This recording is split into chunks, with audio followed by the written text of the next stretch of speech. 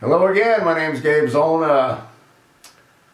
A very interesting article on Birth Report. It was written by Jeff Littner. If you're not familiar with Jeff Littner, he was one of the Tea Party members from the Surprise Tea Party that approached Sheriff Joe Arpaio with a petition, the petition to do the investigation on Obama's birth certificate. Jeff wrote this article, and I want to turn it into a video. Again, the article itself, you can see it on the Birth Report. It starts off, America needs to replay August 7, 1974, by Jeff Littner. Very few will remember, but on this date, some 39 years ago, 3 Republican senators, in an urgent and historic meeting that they demanded at the White House, called on President Richard Nixon to resign or face impeachment.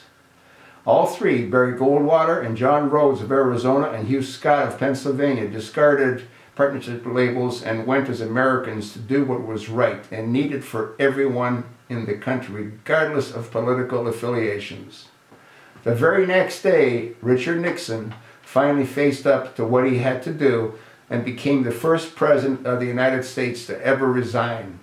Nixon's approval rating was reportedly down to 23% at the time.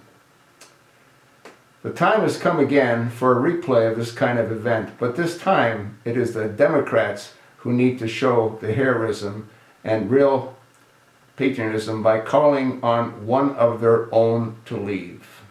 They need to act as Americans with the same courage that it took from Goldwater, Rose, and Scott. But who will they be, if anyone? Obama's approval rating is reportedly in the mid to high 30s at present. It would be very fair to say that if he had the media opposing him, as they did Nixon, Obama's rating would also be much lower in the same area that Nixon's was. Except for Fox News and the talk radio in general, Obama currently maintains a stranglehold on the rest of the media in this country, which for whatever reason remains biased in his favor. Nixon's crash was related to one very serious event. Today's ill-informed voters can cite that being Watergate, of course. There is no defending the crime that Watergate was and the lies and crimes that surrounded it during the more than 2-year cover-up. There is also no defending the unequal lack of transparency, the lies and the crimes that have occurred during the multitude of unresolved scandals under Obama and his administration. Any informed American, Democrat or Republican, is and should be disturbed by what has happened in regard to NSA spying on each and every American, with the telephone and email, the IRS scandalous targeting of enemy conservative groups, symbolized by Lois Lerner pleading the Fifth Amendment, and so similar to how Nixon tried to use the IRS to target his enemies. The lies and false cover-up stories involved in the Benghazi tragedy. The lies and constant rewriting of the Affordable Care Act, Obamacare by executive order instead of legislative rewrite, and on and on.